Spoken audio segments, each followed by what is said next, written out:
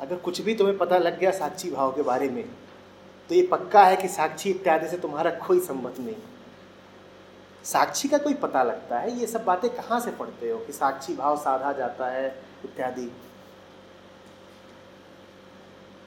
कोई यदि ये लिखे तो उसका साक्षित्व से कभी कोई लेना देना नहीं।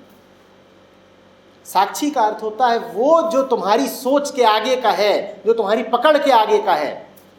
साक्षी का अर्थ होता है वो जो सबको देखता है, जिसे तुम नहीं देख सकते, जिसे तुम देख ही नहीं सकते, उसके बारे में तुमने इतना कैसे कह दिया कि मैं साक्षी भाव साध रहा हूं।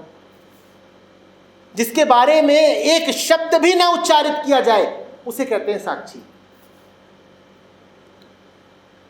यदि साक्षी के बारे में तुमने कुछ कह दिया तो निश्चित रूप से तुम साक्षी को देख रहे हो। ये कौन सा साक्षी है जिसके साक्षी तुम हो गए?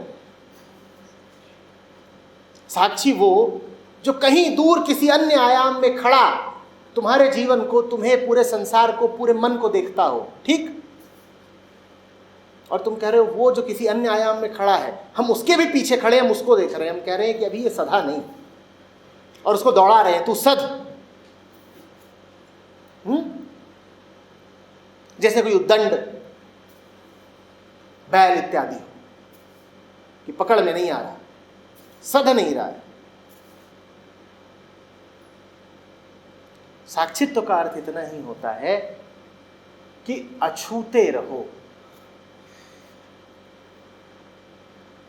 जहां दृष्टि चली गई उस बिंदु को तो दृष्टि ने छू दिया, अब छूते कहां रह गए। साक्षित्व का अर्थ होता है कुछ ऐसा रहे जो सर्वथा अज्ञेय है, कुछ ऐसा रहे जो सर्वथा खाली है, इतना खाली है कि उसका खालीपन भी अनुभव में नहीं आता, इतना अनजाना है कि उसके बारे में यह भी नहीं कहा जा सकता कि हम उसको जानते नहीं। तब हुआ साक्षी।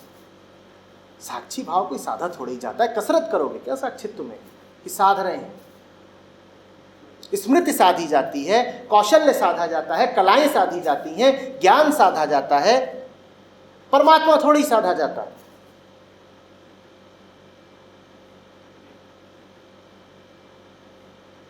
तटस्थता कोई भाव नहीं होती। सारे भाव नदी के भीतर होते हैं, सारे भाव प्रवाह में होते हैं। जो तटस्थ है उसके लिए कोई भाव कहाँ?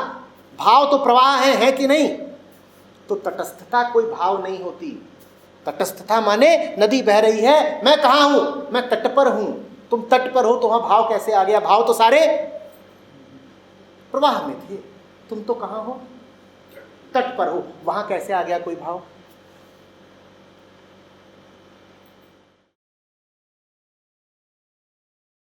तुम्हें सहायता नहीं मिल गई, तुमने बस एक भाव के ऊपर दूसरा भाव डाल लिया है। एक मुखौटा था जो तुम्हें पसंद नहीं था, ये जो दूसरा है ये तुम्हें भा गया है, पर है ये भी मुखौटा ही।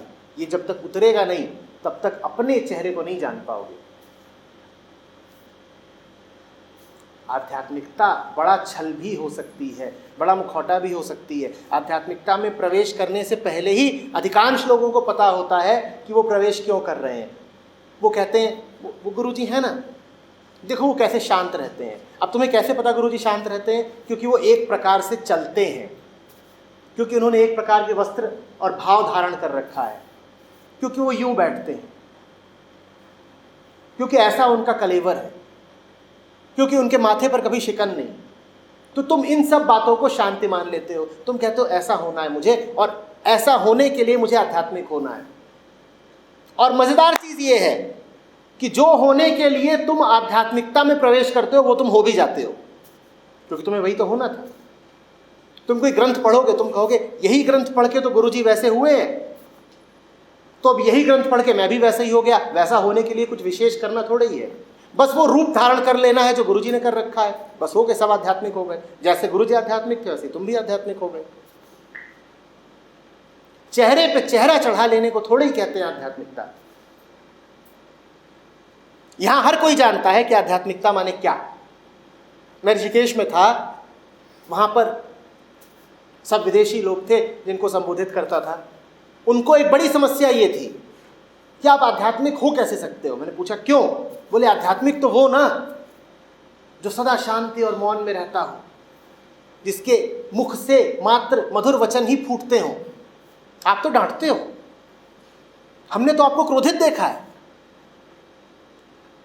आप तो उठा के भगा देते हो। आप आध्यात्मिक हो ही नहीं। उन्हें पहले से ही पता है कि आध्यात्मिक होने का मतलब यह है कि माथे पर चंदन रगड़ा हो,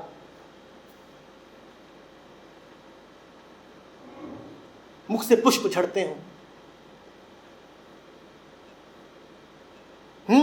सहलाते हो।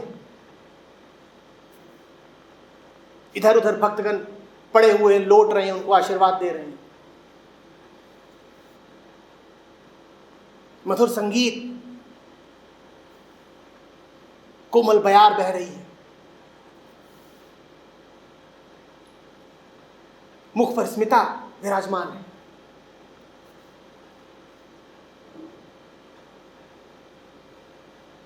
अब ये सब आध्यात्मिकता है। तो तुम्हें जब आध्यात्मिक होना होता है तुम भी यही कर लेते हो। आप आध्यात्मिक कोटि को दूर से ही देख के पहचान जाओगे। जो जितना मुर्दा लगे मान लेना उतना आध्यात्मिक है। एक भाव चेहरा लेके बैठेगा, वो कहेगा यही तो समरसता है।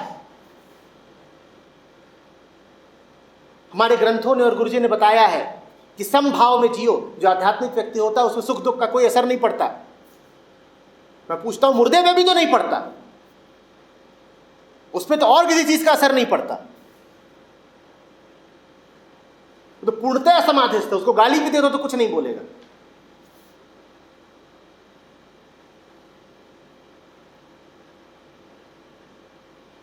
आध्यात्मिकता कोई नकाब है, आध्यात्मिकता कोई व्यवहार विशेष है, आध्यात्मिकता कोई भाव है जिसे तुम धारण कर लोगे, आध्यात्मिकता कोई चोगा है जिसे तुम पहन लोगे। कुर्ता पैजामा है, चड्डी है, क्या है?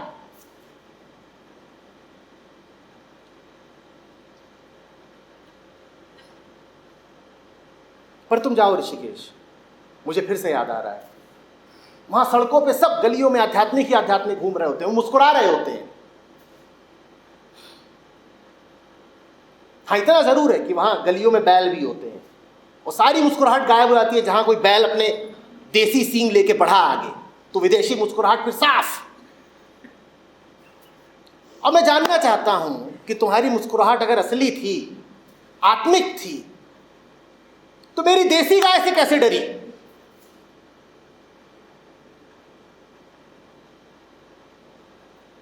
ये खूब हुआ है।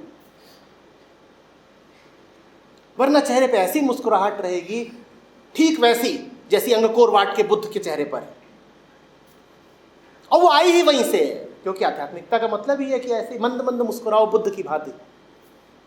अब अगर तुमने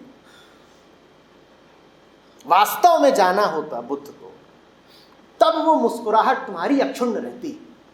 रामकृष्ण कहते हैं कि तोता होता उसे राम राम रटा दो तो रटेगा राम राम, लेकिन जैसे ही बिल्ली आएगी और दबोचेगी तो बोलेगा पैया पैया पैया पैया, उसका तोता भाव वापस आ जाएगा। क्योंकि ये जो राम राम था ये नकली था, ये ओढ़ा हुआ था। जाति तो तुम्हारी अभी भी तोते की ही है, वृत्ति तो तुम्हारी अभी भी तोते की ही है। तो आध्यात्मिकता को तोते की राम राम मत बना लो। आध्यात्मिकता कोई ग्रहण किए जाने वाला भाव नहीं है।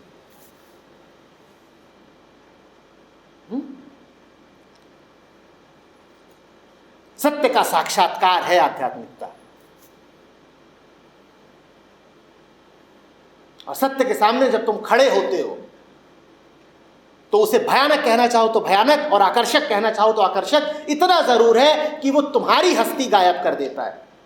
सुंदर कह सकते हो इतना है कि तुम्हारा मन करता है कि आलिंगनबद्ध हो जाओ उससे, या कह सकते हो कि भयानक वो इतना है कि वो तुमको लील लेता है। जो भी कहना चाहो कह लो, इतना पक्का है उसके सामने खड़े होते हो तो तुम नहीं बचते हो। इसीलिए झूठी आध्यात्मिकता खूब चलती है, असली वाली नहीं।